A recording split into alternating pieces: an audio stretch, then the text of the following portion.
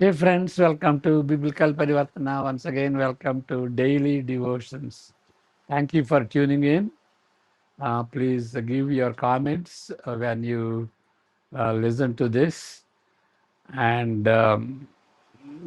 ఈ దినానికి సంబంధించినటువంటి వాక్య భాగం ప్రకటన 8 అంటే జూన్ 6వ తారీఖుకి చెందినటువంటి వాక్య భాగం ప్రకటన 8వ అధ్యాయం. ఆ అధ్యాయం అంతటినీ మనం పఠించం. దానిలో ఉన్నటువంటి కొన్ని వచనాలు మాత్రమే 3, 4, 5 ఆ 3 వచనాల పైన ధ్యానిద్దాం. ఇక్కడ మనం గ్రహించాల్సింది ఏంటంటే, మనం ప్రభు ప్రార్థనలో చెబుతాం కదా, ప్రార్థిస్తాం, నీ రాజ్యము వచ్చునుగాక అని ప్రార్థిస్తాం. లేకపోతే ప్రకటన గ్రంథంలో యేసు రమ్ము అని కేకలు వేస్తాం. అక్కడ వేసినట్టుగా మనం ఆ సంఘం ఆ విధంగా ప్రార్థించినటువంటి రీతిగా, ఆశించినటువంటి రీతిగా మనం చూస్తాం. దాని అర్థం ఏంటి, అసలైనటువంటి అర్థం ఏంటి అని మనం తెలుసుకోవాలి. ప్రార్థన చేసుకుందాం. May the words of my mouth and the meditation of our hearts be acceptable in thy sight, our rock and redeemer. Amen. ప్రకటన 8, 3, 4, 5 చదువుకుందాం. మరియు సువర్ణ ధూపార్తి చేత పట్టుకొని ఉన్న వేరొక దూత వచ్చి బలిపీఠం ఎదుట నిలువగా సింహాసనం ఎదుట ఉన్న సువర్ణ బలిపీఠము పైన పరిశుద్ధులందరి ప్రార్థనలతో కలుపుటకై అతనికి బహు ధూపద్రవ్యములు ఇవ్వబడిన. అప్పుడు ఆ ధూపద్రవ్యముల పొగ పరిశుద్ధుల ప్రార్థనలతో కలిపి దూత చేతిలో నుండి పైకి లేచి దేవుని సన్నిధిని చేరిన. ఆ దూత ధూపార్ధిని తీసుకొని బలిపీఠము పైనున్న నిప్పులతో దానిని నింపి భూమి మీద పడవేయగా ఉరుములు, ధ్వనులు, మెరుపులు, భూకంపములు కలిగెను. ఈ ప్రకటన గ్రంథంలో అత్యంత ఆకర్షణీయమైనటువంటి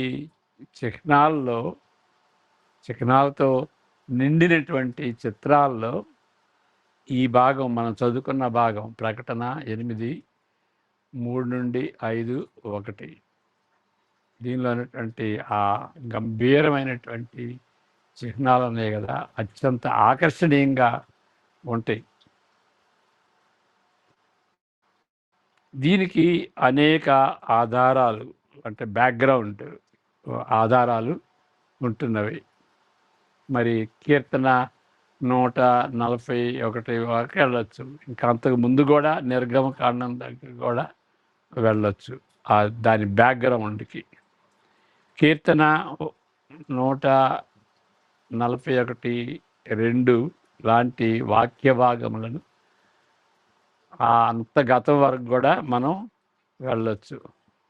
నా ప్రార్థన ధూపము వలెను, నేను చేతులెత్తి సాయంకాల నైవేద్యము వలెను నీ దృష్టికి అంగీకారములగునుగాక.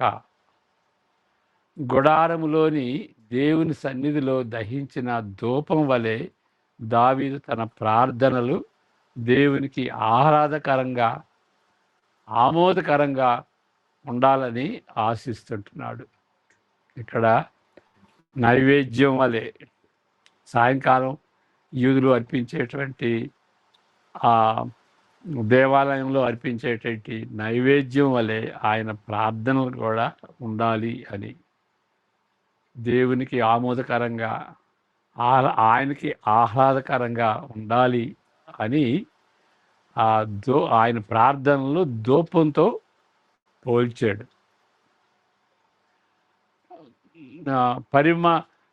పరిమళ ద్రవ్య రూప వేదిక, అది ఎక్కడ చూస్తాం?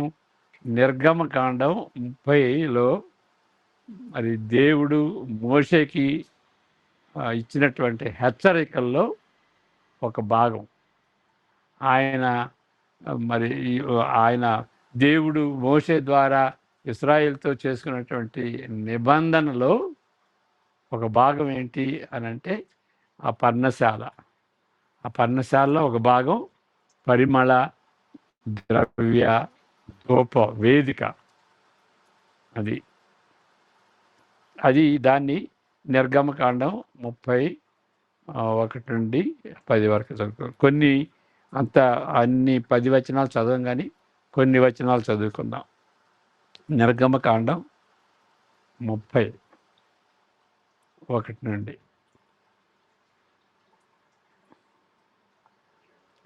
మరియు ధూపము వేయుటకు నీవు ఒక వేదికను చేయవలెను, తుమ్మకర్రతో దాన్ని చేయవలెను.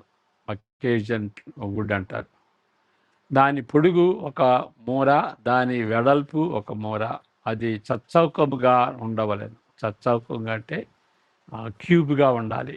ఎత్తు, వెడల్పు, పొడవు, వెడల్పు, ఎత్తు ఒకే విధంగా ఉండేదాన్ని చచ్చౌకం అంటారు. చచ్చౌకంగా ఉండవలెను. దాని ఎత్తు 2 మూరలు, దాని కొమ్ములు దానితో ఏకాండమై ఉండవలెను. చాలు.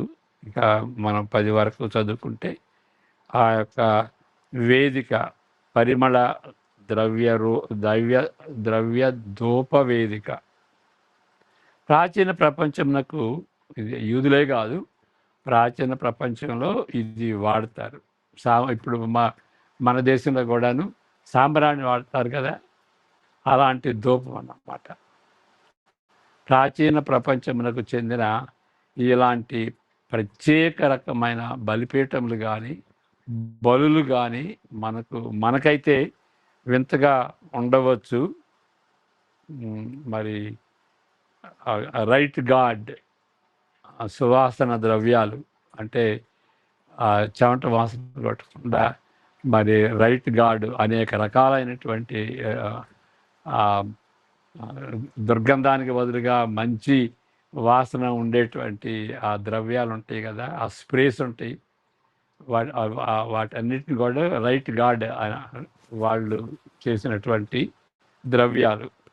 అవి రాకముందు అనివార్య వాసనలను బయటికి రాకుండా కప్పిపుచ్చుటకు సాంబ్రాణి ధూపమును కొన్ని ఇళ్లలో వేసుకుంటారు. అందరూ వాడరు, కొన్ని ఇళ్లలో అవి వాడతారు.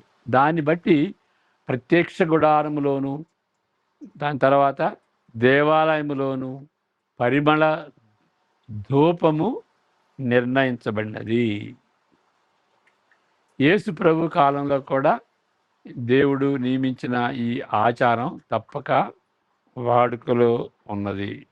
ఇక్కడ లోకాసు వార్త 1వ అధ్యాయం 8, 9 మనం చూసినప్పుడు జకరియా కూడాను మరి ఆ ప్రీస్ట్గా ఉన్నప్పుడు, ఆ ప్రీస్ట్ చాలామంది ప్రీస్టులు ఉన్నారు కాబట్టి వాళ్ళని డిఫరెంట్ బ్యాచెస్గా చేసి మరి ఒక బ్యాచ్ వాళ్ళు ఒక టైంలో ఇది చేయాలి అనేటువంటి క్రమం చొప్పున ఉన్నప్పుడు మరి జకర్యాకి ఆ ధూపం వేసేటువంటి ఆ యొక్క కాలం, ఆ యొక్క సమయం వచ్చినట్టుగా మనం చదువుతాం.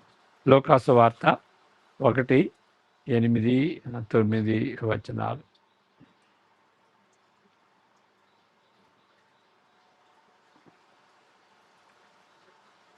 జకర్యా తన తరగతి క్రమము చొప్పున దేవుని ఎదుట యాజక ధర్మము జరిగించుచుండగా, యాజక మర్యాద చొప్పున ప్రభు ఆలయంలోనికి వెళ్ళి ధూపము వేయుటకు అతనికి వంతు వచ్చెను. అప్పుడు గాబ్రియల్ దూత అతనితో చెప్పుద్ది కదా. కాబట్టి పరిమళ ధూపము ప్రార్థనల మధ్యనున్న సంబంధం, ఆ పరిమళ ధూపానికి వాళ్ళు చేసేటువంటి ప్రార్థనలకి ఉన్నటువంటి సంబంధం, ఆ ప్రార్థనలు పరిమళ ధూపంతో పోల్చబడింది. లేకపోతే పరిమళ ధూపం ప్రార్థనను సూచిస్తుంది. అంతకు మధ్యనున్న సంబంధమును అంతకుముందు ప్రకటన 5:8లోనే మనం చూసాం. 5:8 ప్రకటన. ఇప్పుడు 8వ అధ్యాయం చదువుతున్నాం. 5:8లోనే మనం ఈ పరిమళ ధూపం గురించి మనం చూసాం. ఆయన దానిని తీసుకెళ్ళినప్పుడు ఆ 4 జీవులను, వీణలను, ధూప ద్రవ్యములతో నిండిన సువర్ణ పాత్రలను పట్టుకొని ఉన్న ఆ 24 పెద్దలను ఆ గొర్రెపిల్ల ఎదుట సాగిలపడిరి. ఈ పాత్రలు పరిశుద్ధుల ప్రార్థనలు. క్లియర్గా మనకి ఇంటర్ప్రేట్ చేశారనమాట. ఆ యొక్క ఆ ధూపాలు, ఆ ధూపం దేన్ని సూచిస్తుంది అంటే ప్రార్థనను సూచిస్తుంది అని 5:8లోనే మనం చూసాం. సింహాసనంపై కూర్చున్న వాని కుడి చేతిలో నుండి గ్రంథపు చుట్ట తీసుకొని విప్పుటకు సిద్ధమైనప్పుడు, ఓకే, మరో చదువుతాను, అది చాలా ముఖ్యమన్నమాట. సింహాసనపు పైనున్న వాని కుడి చేతి అంటే దేవుని యొక్క లేకపోతే తండ్రి యొక్క కుడి చేతిలో నుండి గ్రంథపు చుట్ట తీసుకొని విప్పుటకై సిద్ధమైనప్పుడు ఎవరు విప్పారు? ఆ యొక్క సింహం, లేకపోతే ఆ గొర్రెపిల్ల, వధించబడినటువంటి గొర్రెపిల్ల దాన్ని విప్పడానికి సిద్ధమైనప్పుడు ఏం జరిగింది అంటే సింహాసనము చుట్టూనున్న దూతలు ఆ గొర్రె పిల్ల ఎదుట సాగిలపడిరి.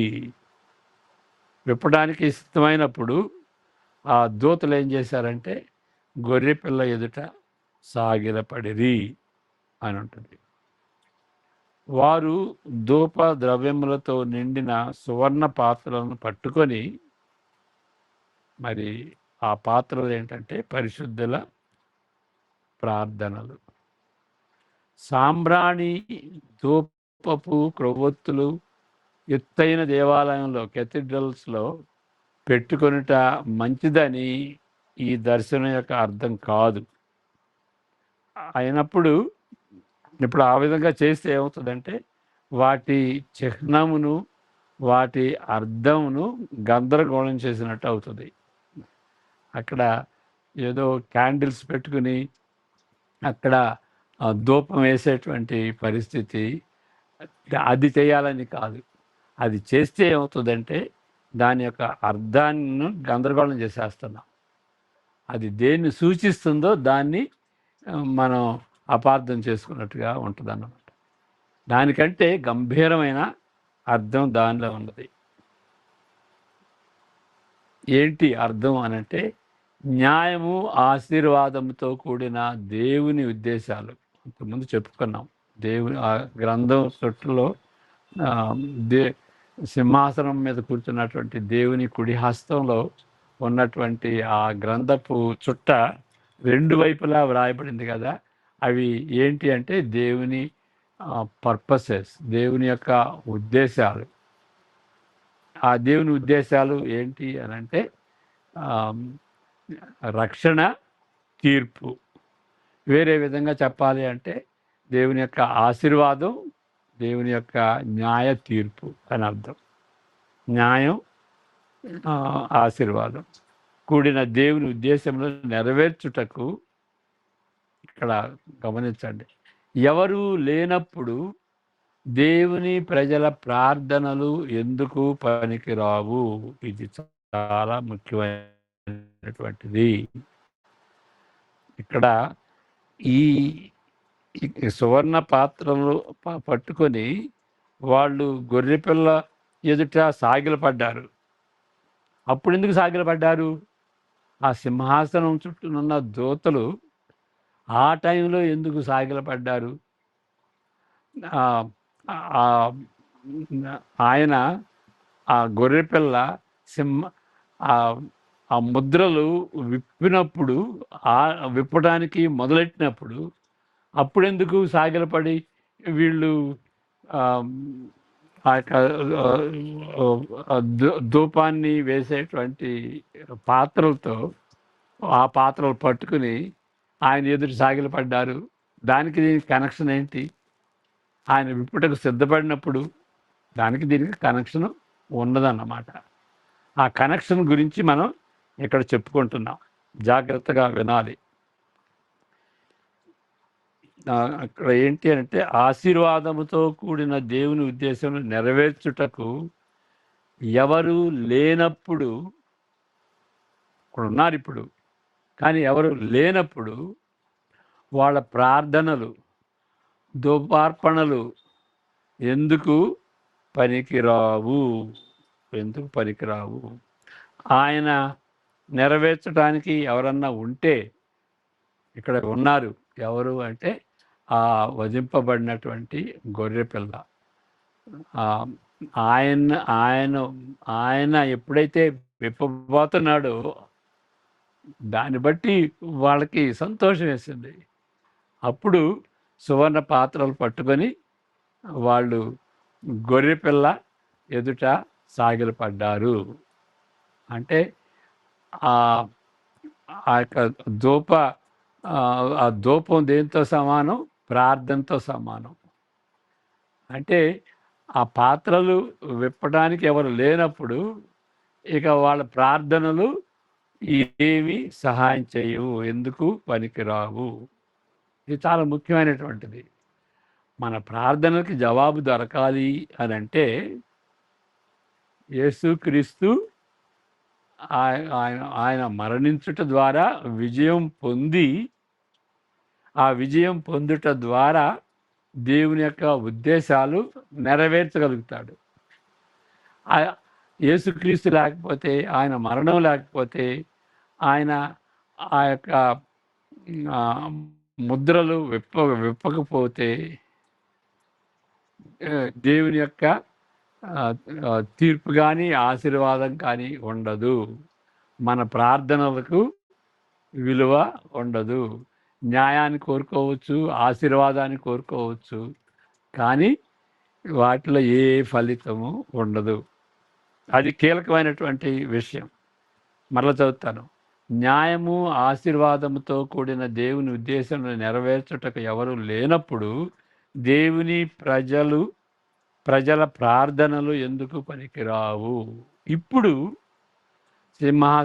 సింహము లేకపోతే గొర్రెపిల్ల విజయం సాధించినది కాబట్టి వారి ప్రార్థనల పాత్ర నిబంధనలోని రూపాలంకారమును బట్టి సాంబ్రాణి ధూపము సూచిస్తున్నటువంటి ప్రార్థన సువాసన, ఆ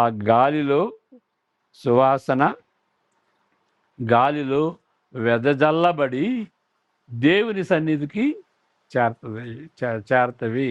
ఏంటి? మన ప్రార్థనలు. ఆ సువాసన గాలిలో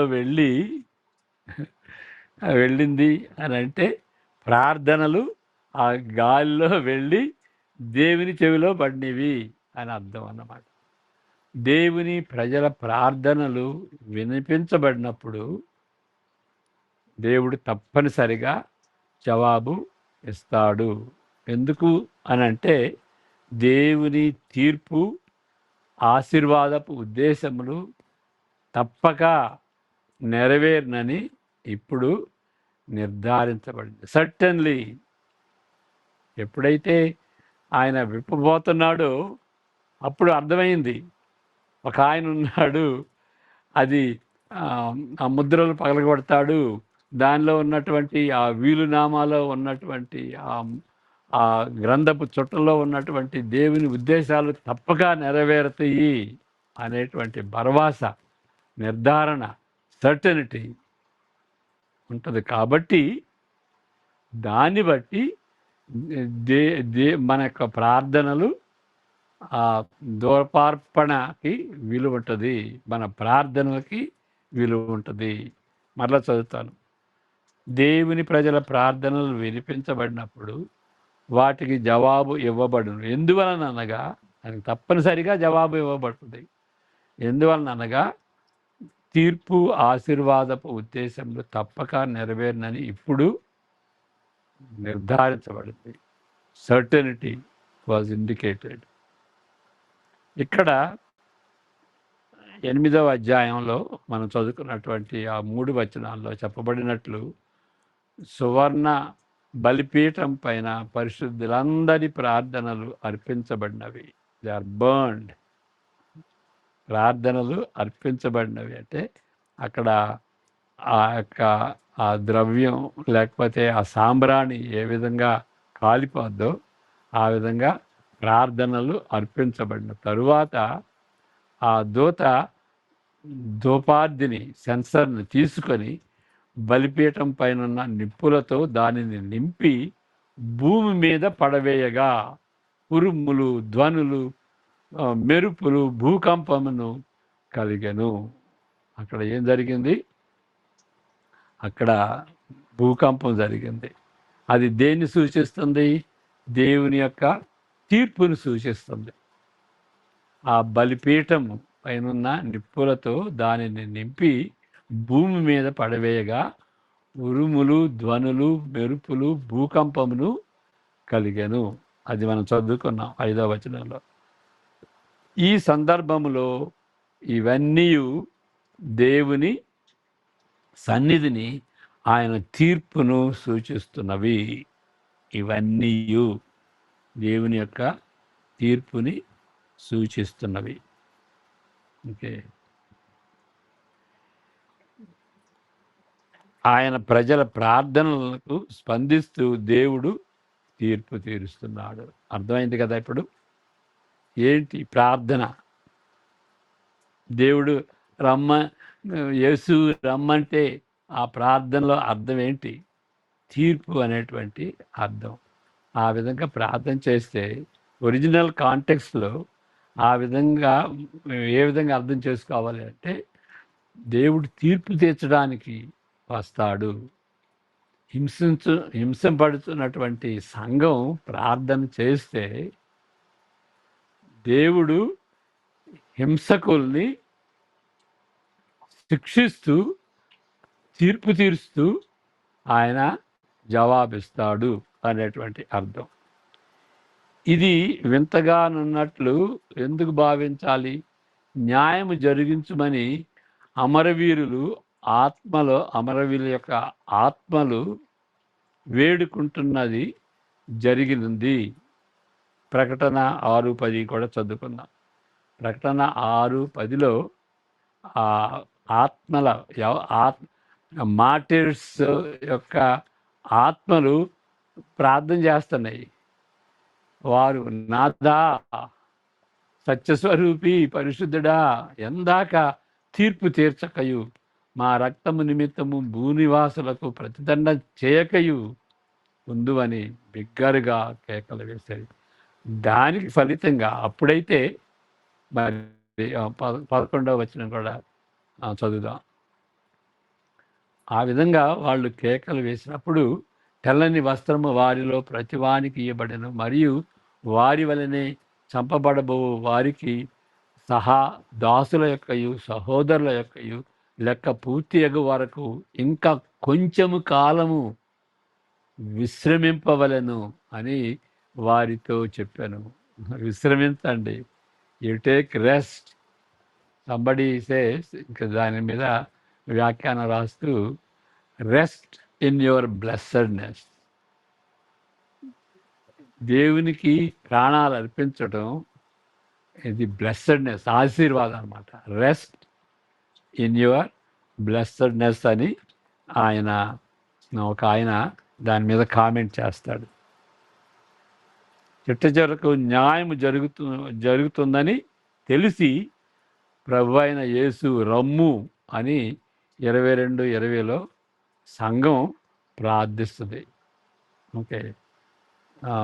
22:20 లాస్ట్ అధ్యాయం, బైబిల్లో లాస్ట్ అధ్యాయం 20వ ఆ చివరి వచనాల్లో ఈ విధంగా మనం చూస్తాం. అది ప్రార్థనగా చేయొచ్చు, లేకపోతే స్టేట్మెంట్గా చూడవచ్చు. ఇక్కడ ప్రార్థనగా ఇంటర్ప్రెట్ చేసినట్టుగా మనం గ్రహిస్తాం. ఈ సంగతులను గూర్చి సాక్ష్యమిచ్చువాడు అవును, త్వరగా వచ్చుచున్నానని చెప్పుచున్నాడు. ఆమెన్. ప్రభువైన యేసు రమ్ము. మారనాథ అనేటువంటి మాట అరమేయిక్ మాట అక్కడ దాన్ని బట్టి వచ్చిందన్నమాట. మారనాథ అంటే ద లార్డ్ ఈజ్ కమింగ్, లేకపోతే లార్డ్ ప్లీజ్ కమ్ అని 2 విధాలుగా అర్థం చేసుకోవచ్చు. కానీ ఇక్కడ ప్రార్థనగా అర్థం చేసుకుంటే యేసు, ప్రభు అయిన యేసు రమ్ము అని సంఘం స్పందించినట్టుగా మనం చూస్తాం. ఇక్కడ పతనమైన ప్రపంచం, ఇక్కడ దాని అర్థం ఏంటి అని సంఘం అంతయు కేకలు వేస్తున్నారు. యేసుక్రీస్తు అనుచరులు మరి కొండ మీద ప్రసంగంలో యేసుక్రీస్తు నేర్పించినటువంటి ప్రభు ప్రార్థన అంటాం కదా, శిష్యులు ఏ విధంగా ప్రార్థించాలో యేసు ప్రభువుని అడిగితే ఆయన ఈ విధంగా ప్రార్థించండి అంటే, ఈ విధంగా ప్రార్థించండి అని అంటే ఒక డైరెక్షన్ ఇచ్చాడు అన్నమాట. ఆ మాటలు చెప్తే అని అర్థం కాదు. అంటే మాటలు చెప్పడంలో ప్రాబ్లం ఏమి లేదు, కానీ ఆ తీరులో, ఆ ఇంప్లికేషన్స్తో, ఆ అర్థంతో ప్రార్థన చేయాలి. ఏదో ఆ మాటలు వల్లిస్తే అని అర్థం కాదు. ఆ తీరులో ప్రార్థన చేయాలి. ఆ ప్రార్థనలో భాగం ఏంటంటే నీ రాజ్యము వచ్చునుగాక అని ప్రార్థించినప్పుడు ఇదే అర్థం న్యాయం తీర్చమని ప్రకటన గ్రంథం 6:10 ఏ విధంగా ఎప్పుడు ప్రభువా ఎప్పుడు న్యాయం తీరుస్తావు, మమ్మల్ని పర్సిక్యూట్ చేస్తున్నటువంటి వాళ్ళని ఎప్పుడు శిక్షిస్తావు, ఎప్పుడు న్యాయం జరుగుద్ది, మమ్మల్ని హింసిస్తుంటున్నారు, మాకు అన్యాయం జరిగింది, న్యాయం చేయి ప్రభువా అని ప్రకటన గ్రంథంలో 6:10 ఏ విధంగా వాళ్ళు మొరపెట్టుకుంటున్నారో అదేవిధంగా మరి యేసు ప్రభు రమ్ము వచ్చి న్యాయం స్థాపించండి, తీర్పు జరిగించండి అనేటువంటి ఆ స్పిరిట్తోనే నీ రాజ్యం వచ్చును కాక అని అనేటువంటి ప్రార్థనలో కూడా ఆ అర్థం ఉన్నది.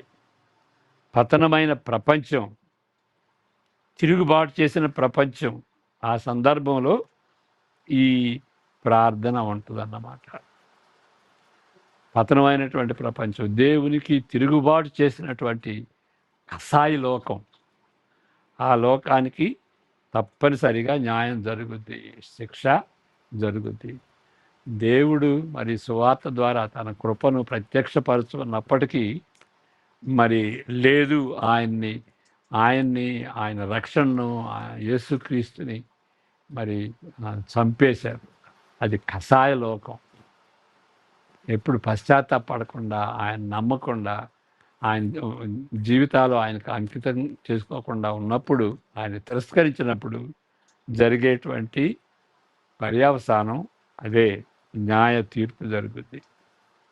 ఈ ప్రార్థన వారికి అనుకూలమైన సెంటిమెంటల్గా ఉండేటువంటి ప్రార్థన కాదు, న్యాయం తీర్చమనేటువంటి అర్థంతో చేసేటువంటి ప్రార్థన. అదే మనం ఇక్కడ గ్రహించుకున్నాం. న్యాయం తీర్చుమని అడిగేటువంటి ప్రార్థన. ఆ విధంగా మనం ప్రార్థించాలి. తప్పనిసరిగా దేవుడు తన సంఘానికి అన్యాయం జరుగుతుంటే, తన సంఘం హింసింపబడుతుంటే ఏమంటాడు దేవుడు? సౌలా సౌలా నన్నెందుకు హింసిస్తుంటున్నావు అంటే, మరి నన్నెందుకు హింసిస్తున్నావు అంటే, సంఘాన్ని హింసించినప్పుడు, సౌలు సంఘాన్ని హింసించినప్పుడు యేసుక్రీస్తుని హింసించినట్లే, దేవుని కష్టపెట్టినట్లే, దేవుని బిడ్డల్ని కష్టపెట్టినప్పుడు దేవుని కష్టపెట్టినప్పుడే. కాబట్టి తప్పనిసరిగా న్యాయం జరుగుద్ది. సంఘాన్ని ఎప్పుడు హింసించకూడదు అని గ్రహించాలి. ప్రార్థన చేసుకుందాం. May the grace of the Lord Jesus Christ, the love of the Father, and the fellowship of the Holy Spirit be with each one of us now and all the days to come. Amen. God bless you.